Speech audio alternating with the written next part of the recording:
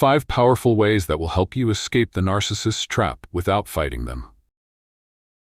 Have you ever wondered why certain people in your life seem to drain you emotionally, manipulate situations, and never take responsibility for their actions? Do you find yourself constantly walking on eggshells around someone, questioning whether it's your fault or if they are just impossible to please? Have these experiences affected your relationships, your peace of mind, or even your faith? Maybe you've asked yourself, why is this narcissist in my life? Is there a deeper reason, or is there a way to break free without engaging in endless fights that leave you exhausted? What is the secret to handling them wisely, without losing yourself in the process? In this story, we will uncover 5 powerful biblical principles that will help you escape the narcissist's trap without fighting them. Because sometimes, the best way to win is to walk away with wisdom, not war. Stay with me as we explore these life-changing strategies rooted in Scripture. And if you enjoy deep biblical insights on topics like these, I encourage you to like this video and subscribe to Sermons of C.S. Lewis for more edifying content. Now let's dive in. Number 1. Don't allow them to hurt you emotionally. One of the greatest traps of dealing with a narcissist is allowing them to control your emotions. When they manipulate, gaslight, or belittle you, it's easy to react emotionally, feeling hurt, frustrated, or even questioning your worth. But what if I told you that their power over you is not in their words or actions, but in how you choose to respond? The truth is, you can't control how others act, but you can control how you react. When people treat you the wrong way, it's not your responsibility to fix them. It's your responsibility to guard your heart. Many people want peace, love, and acceptance, but they often seek it from the wrong places, hoping that a narcissist will change and finally treat them right. But have you ever noticed how exhausting that is? This principle has helped countless people break free from emotional bondage. Instead of getting trapped in the cycle of reacting to every insult, manipulation, or guilt trip, they have learned the power of emotional detachment. This mindset is crucial because when you stop giving them control over your emotions, you take back your peace and power.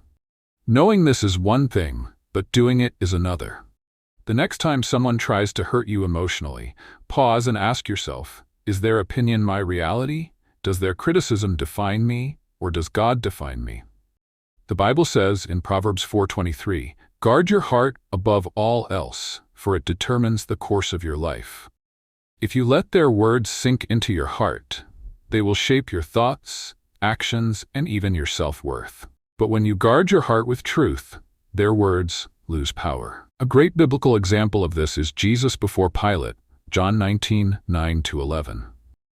Pilate, under pressure from the crowd, asked Jesus to defend himself. But Jesus remained silent, knowing that Pilate had no real power over him except what God allowed. He didn't react out of fear or anger. He stayed in control. The positive aspect of this story is that Jesus showed strength through composure. The negative aspect is that the crowd, driven by manipulation, falsely accused him, but he didn't let their words change his mission. The same principle applies to you. When people act the wrong way, you don't have to engage in their game. Instead, choose to appreciate the lesson they are teaching you, that your peace is too valuable to be placed in their hands. When you stop reacting, they lose control over you. C.S. Lewis once said, "Don't let your happiness depend on something you may lose." And that includes the approval of people who refuse to change. If this principle resonates with you, make sure to subscribe and stay tuned for the next powerful way to break free from a narcissist's trap, because we're just getting started. Number 2. Establish firm boundaries. Have you ever noticed how some people will keep pushing until you finally give in? They demand more of your time, energy, and even your emotions, leaving you feeling drained and frustrated. The truth is, narcissists don't respect boundaries unless you enforce them. If you don't set clear limits, they will continue to manipulate, control, and invade your space. The problem is, many people hesitate to establish boundaries because they fear rejection or conflict. Deep down, we all want love, respect, and acceptance. But have you ever considered that real love includes healthy boundaries? If someone only loves you when you do everything they want, is that love or control? This principle has helped countless people reclaim their peace. Instead of feeling like a victim, they have learned that saying no is not selfish, it's necessary. This mindset is crucial because if you don't set boundaries, you will constantly feel used and exhausted. But when you do, you take back control of your life. Knowing this is one thing, but doing it is another. So what should you do when someone ignores your boundaries? You stand firm. If they guilt-trip you, manipulate you, or try to make you feel bad, remember, your boundaries are not for them, they're for you. If someone gets upset because you set a healthy limit, that's proof that the boundary was necessary in the first place. A powerful biblical example of this is Nehemiah rebuilding the walls of Jerusalem, Nehemiah 6:1-9. When his enemies, Sanballat and Tobiah, tried to distract and intimidate him, he refused to come down from the work God had given him. He didn't argue, explain, or beg for their approval. He simply said, "I am doing a great work, and I cannot come down." Nehemiah 6:3. The positive aspect of this story is that Nehemiah's firm boundaries led to the completion of the wall, restoring strength and security to God's people. The negative aspect is that his enemies were persistent, proving that not everyone will respect your boundaries. But that doesn't mean you should lower them. The next time someone tries to cross your boundaries, appreciate the lesson they're teaching you. People will only treat you how you allow them to. When you respect your own limits, you train others to respect them too. C.S. Lewis once said, "You are never too old to set another goal or to dream a new dream." And that includes setting new standards for how you allow people to treat you. If this principle spoke to you, make sure to subscribe and stay tuned for the next powerful way to break free from a narcissist's trap. Because the journey to freedom is just beginning. Number 3. Detach without drama. Have you ever found yourself caught in an endless cycle of arguments with someone who never truly listens? No matter how much you explain, reason, or try to prove your point, they always twist the story, making you the bad guy. The truth is, some people don't want solutions, they want control. And the more you engage, the more power you give them over your emotions. People desire peace, understanding, and respect. But have you ever noticed that some individuals thrive on chaos? If you're constantly trying to explain yourself to someone who refuses to hear you, you're wasting your energy on a battle that cannot be won.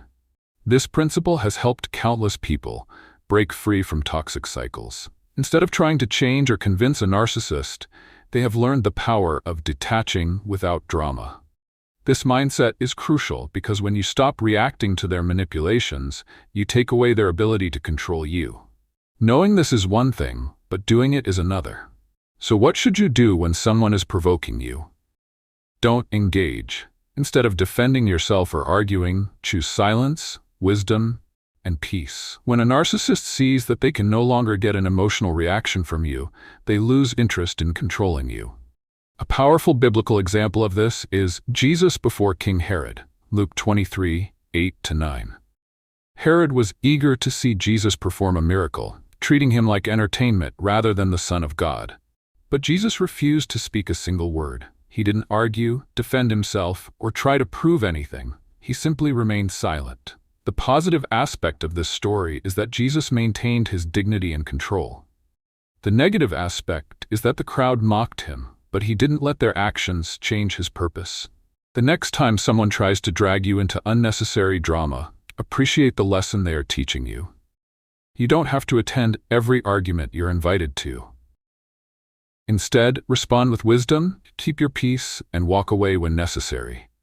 C.S. Lewis once said, "Courage is not simply one of the virtues, but the form of every virtue at the testing point." Sometimes the greatest courage is choosing not to react. If this principle resonated with you, make sure to subscribe and stay tuned for the next powerful way to break free from a narcissist's trap, because we're just getting started. Number 4. Walk in love, but without enabling. Have you ever felt guilty for pulling away from someone who keeps hurting you? Maybe you've been told that being a good Christian means tolerating everything and always giving people another chance. But here's the real question. Is love the same as letting someone mistreat you? People desire love, connection, and kindness. But real love is not blind tolerance. It is wisdom in action.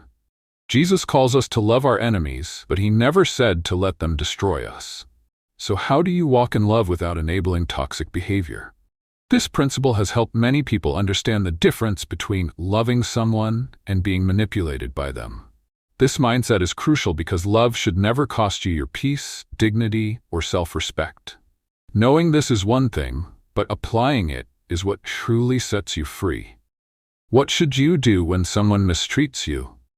Love them, but from a place of wisdom, not weakness.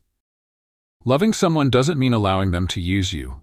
It means praying for them, forgiving them, but also setting firm boundaries. Sometimes the most loving thing you can do for someone is to stop enabling their toxic behavior. A great biblical example of this is when the prodigal son left home, Luke 15:11-32. His father loved him but didn't chase after him or beg him to stay. He let him face the consequences of his choices.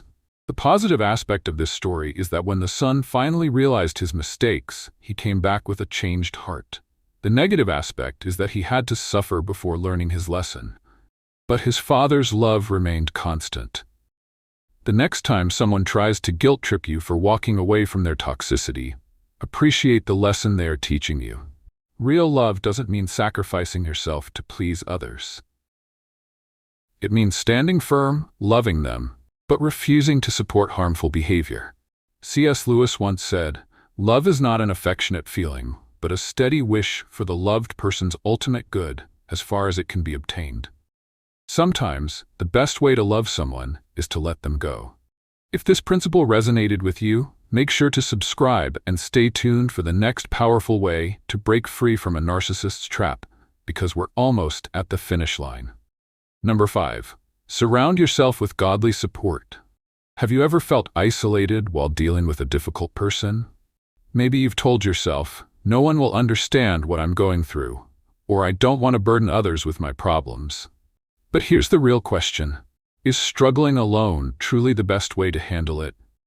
People desire companionship, encouragement, and a sense of belonging. But when dealing with a narcissist, the enemy often tries to convince you that you're alone, that no one will believe you or support you.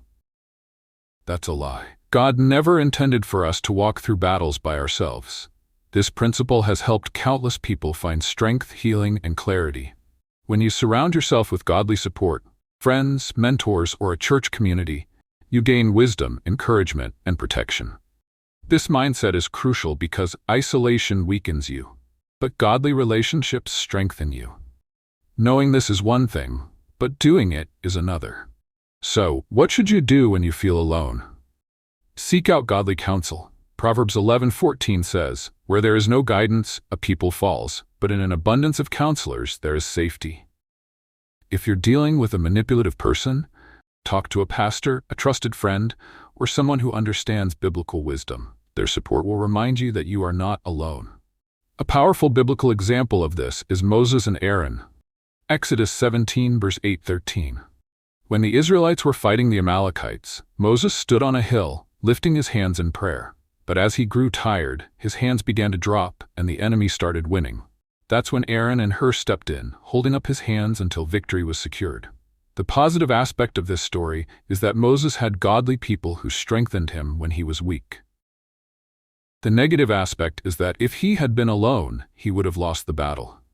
The next time you feel like no one understands, appreciate the lesson in front of you. You were never meant to fight alone. God places people in your life to lift you up, just as he did for Moses. C.S. Lewis once said, "Friendship is born at that moment when one person says to another, 'What? You too? I thought I was the only one.'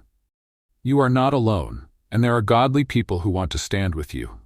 If this principle resonated with you, make sure to subscribe and stay tuned for more powerful insights, because walking in wisdom leads to true freedom. Conclusion. Breaking free from a narcissist's trap is not about fighting them. It's about wisely positioning yourself in a way that protects your peace, dignity, and spiritual well-being. Each principle we've discussed is a powerful tool that equips you to handle toxic relationships with wisdom and strength. Think about it. When you refuse to let them hurt you emotionally, you take back control over your mind and heart. When you establish firm boundaries, you teach others how to treat you. When you detach without drama, you free yourself from unnecessary stress. When you walk in love, but without enabling, you honor God while protecting yourself. When you surround yourself with godly support, you gain the strength and encouragement needed to stand firm. These principles have helped countless people find freedom. The most important thing to remember is that you have the power to choose how you respond. You don't have to engage in their chaos. You don't have to tolerate abuse. You don't have to walk this journey alone. The Bible reminds us in Psalm 37, verse 7, "Be still before the Lord and wait patiently for Him. Do not fret when people succeed in their ways, when they carry out their wicked schemes." God sees everything. He is your defender. Your job is to walk in wisdom and let Him handle the rest. C.S. Lewis once said, "You can't go back and change the beginning, but you can start where you are and change the ending." No matter how long you've been stuck in this cycle, you can start making changes today. If this message has blessed you, make sure to subscribe for more biblical insights and wisdom, because your journey to true freedom is just beginning.